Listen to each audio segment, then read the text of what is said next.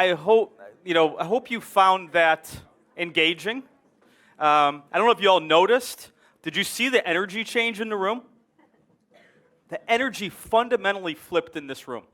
You were all sitting there, getting a little bored. Okay, here's this Workday guy up here. And all of a sudden, you got yourself engaged. First thing to unlock human energy, you need to be in relationship and have relationships with people. The people side's huge. So I'll give you a little of that speech in a second, but that's just as simple. You want to call it a parlor trick, but we used to start off a lot of our meetings having a discussion. All of a sudden, you find out somebody didn't sleep and they're grumpy. You can back off a little bit. Right? If somebody's in a great mood, maybe you push them a little harder on that question. But you have to kind of understand where people are coming from oftentimes as you get into some of these kind of things when you work with folks. All right, everybody, welcome live stream. So folks in the room, we're getting to experience, I'm doing this on the fly, but I wasn't really necessarily prepared to do back and forth. But welcome everybody on the live stream, welcome everybody in the room. My name is Rich Bai. I currently work at Workday. I lead the global product strategy for our HCM workforce and payroll products. And I also have a special role where I'm trying to make Workday be more of a European company. Let's just put it that way. So I'm trying to drive us into Europe and really to kind of get us into, we're in the US, absolutely dominate the market, but in Europe we have a long way to go to start meeting the requirements and the needs of the industries and the companies over here. So part of my role is to drive that. I come to you as a 30-year practitioner. So I've spent my career, I have my MBA in Human Resource Management and Information Systems, so I can play both roles. I have a left and a right side of my brain. I worked at Mercer Consulting in New York City for 5 years. I worked at Dell Computer, where I built an HR system they used for 10 years, but then managed global shared service and operations. So I've kind of lived this, and I've had people analytics, part of my teams, probably back to 2000.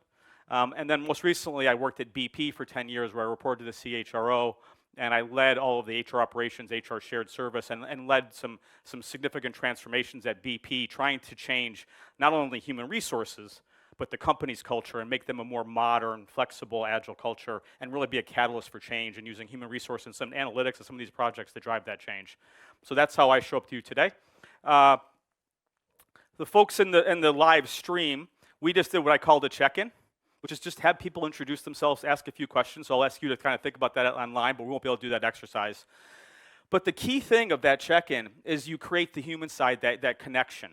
And if you're trying to drive change, I will argue you cannot do that if you're not in relationship with people. Right? And so that's what I'm going to talk about today. You're not going to get the tech bits and the bytes today. You're going to get somebody who's been trying to drive transformation programs globally for 30 years, telling you some of the things that I think are important and how you do some of that. First thing is, a lot of you'll probably hear this week's or this next couple of days is going to be automating, what I'll call the hand. That gets the work done, gets things done, makes things happen. So we need to automate things. So we'll talk about our systems, our process. How do you automate things? The augmenting is the head. It's the brain, right? And how do you merge what the hand can do with the brain can do? The brain's got to tell the hand what to do. How do you get those to merge? But again, part of what I'm going to talk about today is the part that's most important is the heart. If you're going to drive change, you're going to get things done, if you're going to make an impact, you need to get people's hearts involved. Hearts and minds and the hands all work. If you just do some of the hands, I think what some of you've experienced, which is the machine's doing stuff, but then nobody's using it. One of the things that used to frustrate me more than anything, we'd create some great information and kind of almost as part of your kickoff, and the business people go, "That's interesting. What are you going to do with it?" Oh, that was interesting. Yeah, so I want to get out of the interesting and get things moving. Hypothesis here is the technology is ready, are we? I would argue the technology is changing a lot faster than the people are changing. That those things that are happening in the different parts of our technology and things like that are really happening fast. Almost even people who do this for a living almost can't keep up with it. I mean, I do strategy on the HCM side, and trying to just follow what's happening with all the different, it's a lot going on. So I would argue the technology is evolving fast. Could there be things that you could do better in the future? Absolutely. But it's evolving very fast. I find that people are evolving slower than the technology. That change management, that mind shift, that, somebody mentioned getting the people to focus and develop their skills around analytics is hard. And again, that last part about, we hear over and over again the buzzword, data-driven culture. That's culture, guys. That's hard, right? And you're not going to do that from math. You're going to do it from the heart, is my hypothesis. So that's what I'll talk about today. HR is becoming more data-driven, right? So there's no question it's coming down from the senior leaders. We need to make decisions based on information. At the same time, at the bottom, which is one of the points already made, the ability to connect things together somewhat depends on people's capabilities. More and more information is getting generated, which is going to make it harder and harder for people. And at the end of the day, people like yourself are a scarce set of resources. HR isn't always the sexiest place to be if you're a data scientist. It's not necessarily the sexiest place to be if you're a consultant who can drive business change, right? So getting the people that are great at this, that are really bought into it, is hard, right? It isn't like they're just falling off trees.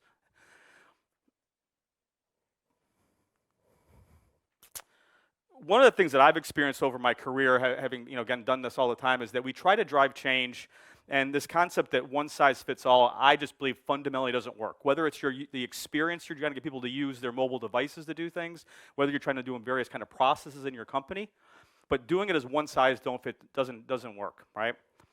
So I believe that you need to be able to tailor what you're doing to those different types of peoples and their personas, and they are very different. Right? So the senior leader is going to have one set of profile and things that are going to really be important to them, and how they work and how they think and how you can change their mind.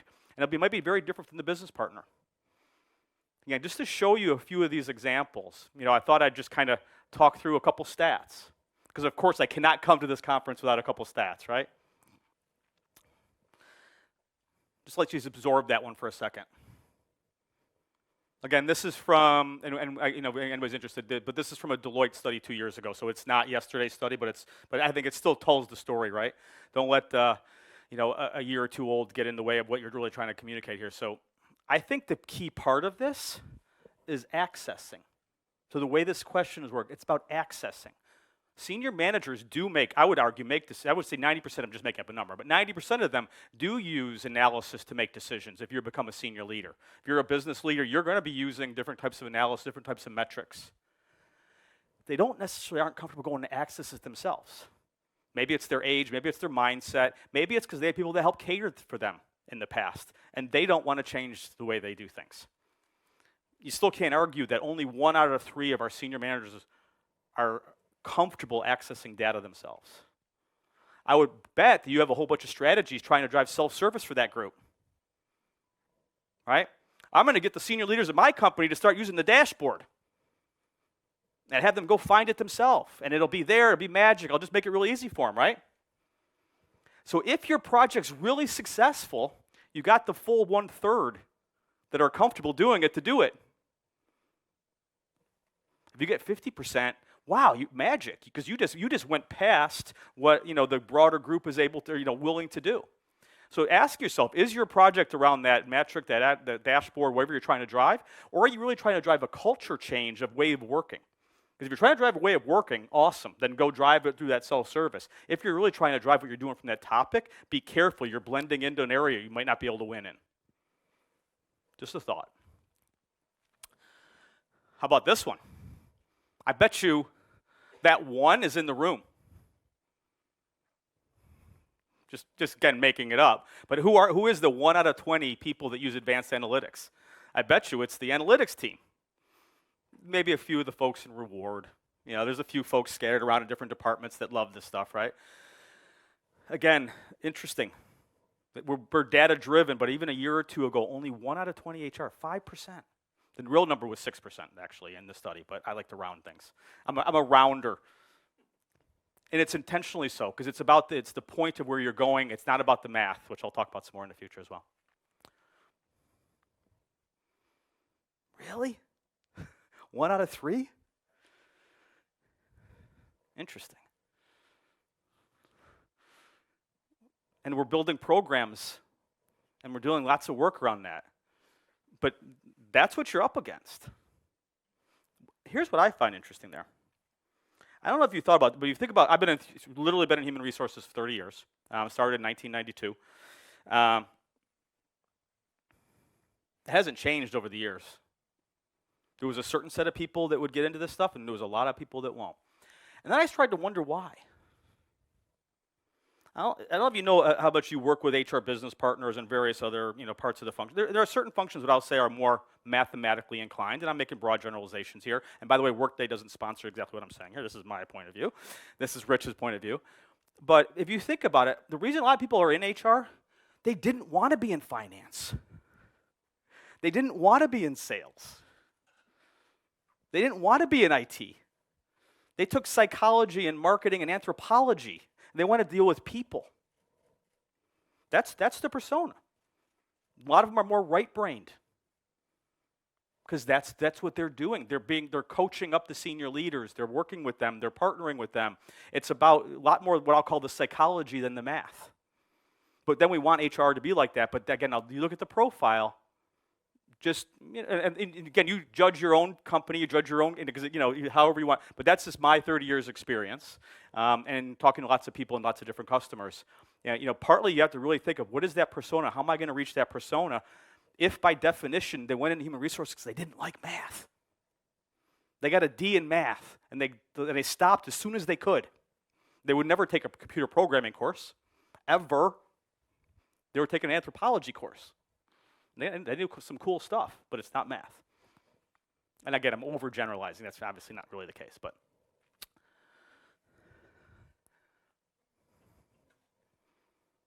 So I've given you a few today. You don't remember, say them all back, but I've given you 3 or 4 stats.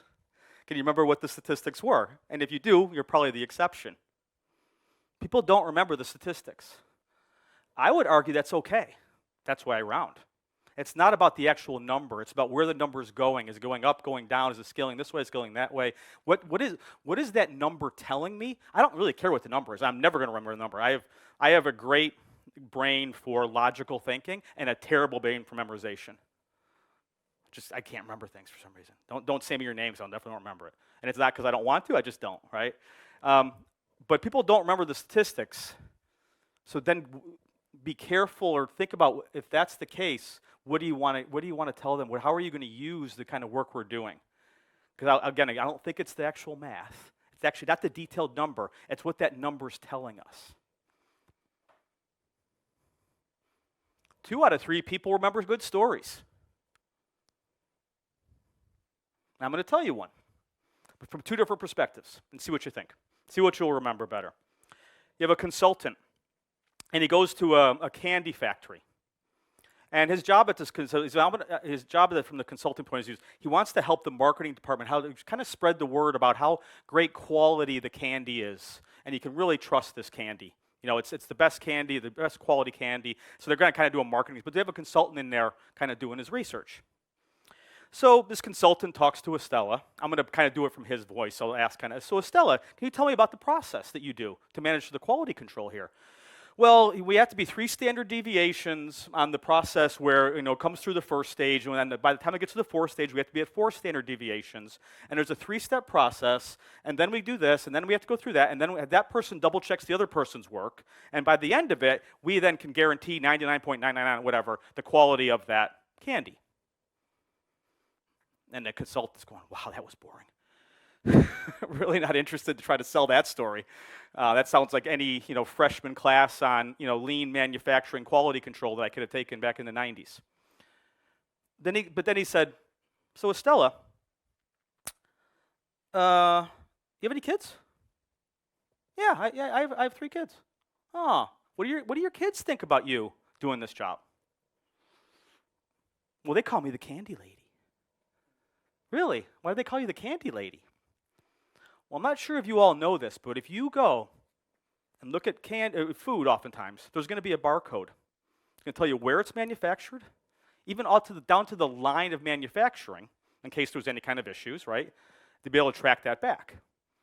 The kids learned how to read the barcode and actually knew the barcode of the candy that her mom was quality control manager for, because he knew the kind of shift they could actually read the barcode. So they'd go to the store, they'd run over to the candy aisle and go through all the stuff trying to find the candy that her mom made, and then they would buy that candy, right? That's mom's candy. And then you say, so, what's the quality control thing here now? If that candy is good enough for my kids, it's good enough for everybody else's kids. That's why you can trust our candy. Which story would you want? What's more impactful for you? So again, my reason I'm telling that little bit is I believe ultimately if you're going to drive change, you're going to have to get their hearts. You're going to have to grab them with some stories, find out a way to get them involved, get them committed, get them to understand. So one of the ways that's evolving here, and again, Workday will do some things on this way, so I had to do I'm going to do a little tiny bit of Workday pitch, but it's more of a general thing here. This concept of augmented analytics where you're starting to pull that data together and using different techniques and ultimately transform it into ways that are more consumable for those people who don't like to consume it. The 2/3 of the HR people, the 2/3 of the managers, those kind of folks. How do you then take that analytics and things and now turning into something that's more consumable, that works for a right-sided brain person who doesn't like math? How do you tell them the story about the candy, not the story about the third and fourth level of statistics, right? Standard deviation statistics. And so, again, this augmented analytics is starting to be a big trend coming out. Is like, how do you then take that data and ultimately turn it into something? So currently, probably a lot of your teams have an amazing analyst, and let's say some question comes up from somebody who says, hey, I need to find out about such and such, or maybe can you dig into, we have an attrition problem, we have this thing going on, whatever it is. And that analyst will go out there, look at scorecards, look at trends, look at surveys, and ultimately they're going to write up something to try to give to people. Good. Depends a lot on how good the person is, depends on some of those other things that you've done, and it depends on her ability to do stories. And let's say she's brilliant at all of that, then it's going to depend on how many hours a day she's willing to work, because she only can scale at a certain level, right? And I would argue machines are better at doing those things than people are. Even if you look at something like approving expense reports, machines are way better than people in terms of accuracy now, right? Machines do certain things better than people. People do certain things better than machines. How do you blend them, right? The idea that the machine can help you get to that narrative story, and then that person can use that to drive the hearts and minds. So she doesn't spend her time doing this. She spends her time working with the business on that change, understanding what's needed, getting those commitments, doing those check-ins, doing various other kind of things like that. Just manage my time. Again, if you're interested in some of these things, we'll be covering these in some of the detailed sessions, but just at a simple level, you have these kind of new technologies that are evolving.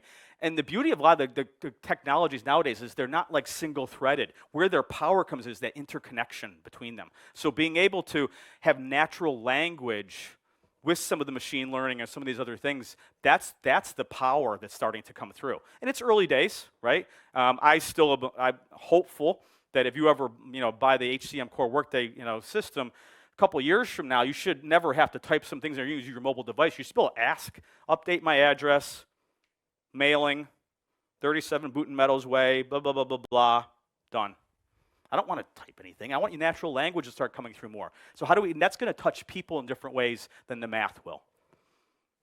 So I think one of the bigger evolutions happening is how does natural language in our various processes, ways of working, analytics, updating my address, whatever it is, asking for questions, getting answers, is now I think starting to take over more and more. The next thing I wanted to kind of talk you through, and I'm going to tell you a little story here, and this is, again, not mine. This is a model that kind of exists. I don't know if you've seen this before, but this is the model. And what it does is it kind of takes this concept that there's different kinds of things that are happening with your information, different relationships and different things happening with your information. What I'll call the simpler things, the relationship between cause and effect is very obvious, right? I do this, I get that, I know how that works, right? And that's the case. You can do this some of this work through what I'm going to make a joke but Zoom calls. You can have 1 or 2 hour sessions, find out best practices, get people to do some of those things because it is more standardized, it's known. In a lot of ways, it's simpler, right? And you can drive that automation and standardization. So if you're doing various initiatives or projects, think about, do I know the cause and effect? Maybe I get into something more complicated, right? And this is where I started to get more of the agile design thinking concepts where the cause and effect is a little more complicated, but if I have the right experts and the right folks, we can kind of figure it out, right? It's not easy, but we can figure it out. And you can basically then develop your various programs. And you're going to have your experts are going to have a big part of that. If you get to something complex, and I'm going to give you an example here, but where you really, that cause and effect is complicated, multidimensional, all these kind of things happening. I'm going to argue you're going to have to go about solving this problem in a different way. And it's not going to be Zoom calls. It's not going to be 1-hour little snippets. This one's going to take getting commitment, getting people in relationship, getting people understanding what you're trying to do, and really sorting through a lot of this complexity and working together to try to figure out where you're going to go. Right? So this is, again, depending on, so you may have a program which is one of these. I need to go standard, this part of my head count, my D&I, my blah, blah, blah, This one may be I'm trying to do, I'm trying to be able to predict attrition, something like that. This one is, how do I manage people's health and safety coming back from a hybrid work situation where the company's going through complex organizational changes? And I'm worried about burnout, and I'm worried about mental health. What am I going to do to manage that? And what are the key levers I'm going to go to manage that thing? I'm not going to get that in a Zoom call. All right? So this is again, think about the things that you're trying to solve, and then how you're going to solve those and what's going to take to solve those. If it was that kind of situation where I have to go try to worry about mental health, I'm going to bring us back to the old days. I'm going to lock us in a room for a couple days. Welcome back to the external pandemic world. And I'm going to run, and this is the made-up name, but a hot house design session. And I'll give you an example how this would work. I'm going to pull people together. I'll pull 15 people together, the various kind of key people, and I'm going to facilitate this. I'm going to ask people to do a check-in at the beginning related to this topic, because I'm going to want to get them in relationship, understanding, knowing who they're working out, and getting some commitment. I'm going to start giving them some work that only they can work on. And I'm going to start off by getting all the information I know about this topic on the table, so everybody's level set. Then I'm going to start asking them some questions, trying to solve some questions. Go try to solve this. I'm going to break people off into smaller groups to go solve questions. And I'm going to have them come back and kind of report back what they came up with. By the time you've done that, it's probably dinner time. I'm going to let them have dinner, but we're going to come after dinner. We're going to work. I'm intentionally going to make their brain so burnt out that day, overloaded, overwhelmed, and messy, to start to break down some of those old barriers that people had that they tried to compartmentalize and tried to control things. Then something magical happens. They sleep on it. And I swear to God, you come back, if you do one of these things, you come back the next day, and the group everybody's got a new idea how they're going to change this, and all of a sudden, they're all bought in. They've just exhausted themselves the night before. They had a night's sleep. They're starting to be in relation, working on problems, and all of a sudden, their brain, it's the miracle of our brains. When you sleep, you process, you do things, and all of a sudden, the next day, people have all these great ideas. You send them off into some different groups working on those things, and ultimately, they have to report back and commit to what we're going to do next and how we're going to drive. Sounds simple. You've never seen the heart more committed after you do a 2-day program like that for those people to drive that effort. So whereas before I'm pulling them, kicking and screaming to do various things, all those people are committed and they're driving stuff. Again, this is just an example of you still need the core hands work, right? We still need the math. I'm using the math as the simple term related to all the types of analysis and the analytics we're doing. But yet, how do you find the way to connect the people and get their hearts driving into these things? I don't know if people know this story, and some of you may, but if you don't, I still thought it'd be an interesting one to go into. So I'm going to, again, tell you a story about it was a UK rowing team that this was around year 2000. This is a team that, for the previous Olympics and previous World Championships, would continue to come in like 5th or 6th. So they were good. They were making the finals in rowing, in a World Championships Olympics, so they're really good. But they always come in 5th or 6th. And after the World Championships in 1998, the team did a step back and said, we probably have 3 choices here. First choice, we just quit. We're not good enough. Second choice is we keep doing what we're doing. Third choice is we're going to fundamentally shift some things in how we're doing things. And what they came up with was that statement, will it make the boat go faster? What I think is interesting about the story is if you ask them what's your goal or whatever, you'd say, well, it's winning the Olympics. Well, so why isn't the question, what is it going to take you to win the Olympics? because they can't control what other teams do. All as they can control is what they do. So their whole mantra was, everything we do has to be always done based on the idea of, will it make the boat go faster or not? So they started looking at everything, their training, their eating, their sleeping, their friends they had, how they traveled, all these kind of things, and always asking that question, right? So if you ask that question, you go, should I get on the rowing machine for 90 minutes? Will it make the boat go faster? Yep, it will. Well, going out to the pub afterwards, make it go faster? Nope. Right? So you start to build those into your thinking. And the reason I'm bringing that for you today is I think one of our challenges the work that you do is trying to find that balance of sweet spots. And if that work and if what people are going to do with it, is it going to make a difference in your company? And if you can't connect those dots, I would challenge you to go back and rethink about some of the things you're doing. I probably went through 3 or 4, over the years, rationalization of all the different reporting and analytics things we were doing at my companies, right? Because I don't think we had that kind of mindset enough, right? I think one of my favorite parts of the story is, doing that mindset. They went to opening ceremonies of the 2000 Olympics. So the opening ceremonies is happening. They actually decided not to go. And if you think about opening ceremonies, it's probably one of the most patriotic, one of the most special 4 or 5 hours. You represent your country. You carry around a little flag. I'm here representing my country at the Olympics. It's obviously an amazing spectacle, the whole thing. But they asked themselves one simple question.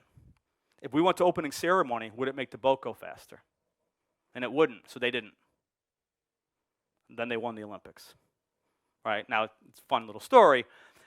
But if I think about some of the things that you're involved in and what you're doing, are you focused on what's really important?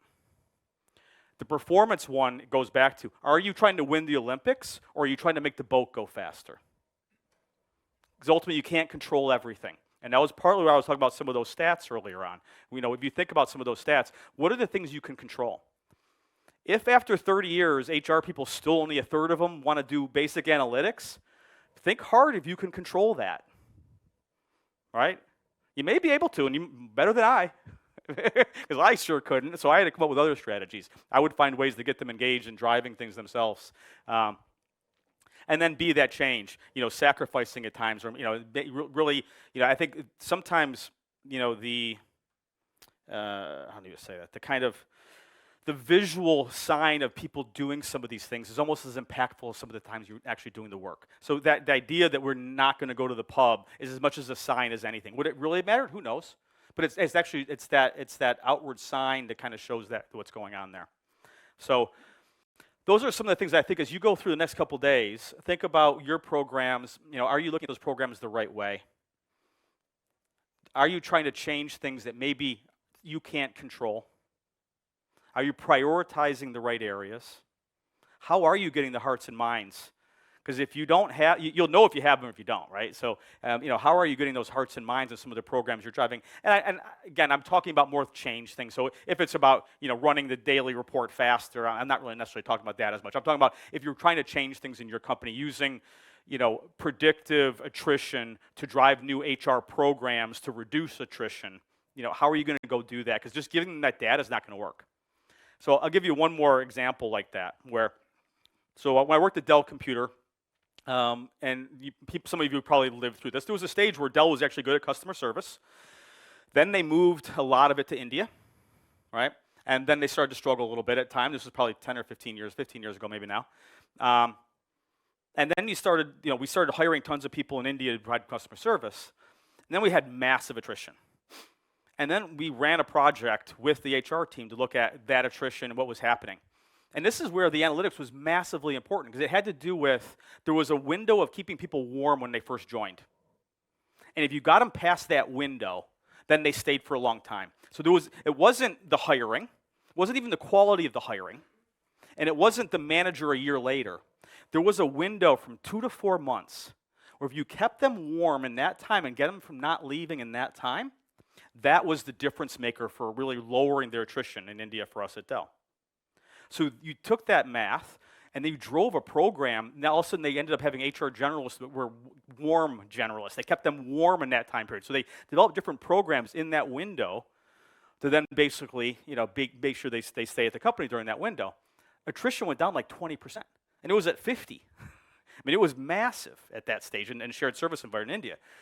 And but learning that, the analytics part that told me where the challenge was, and then having the programs that actually drove an impact to those actually made a real difference. And that's what I'm talking about, because that was the getting. It wasn't just the math; it was that program and everybody being committed to it and everybody totally involved in it.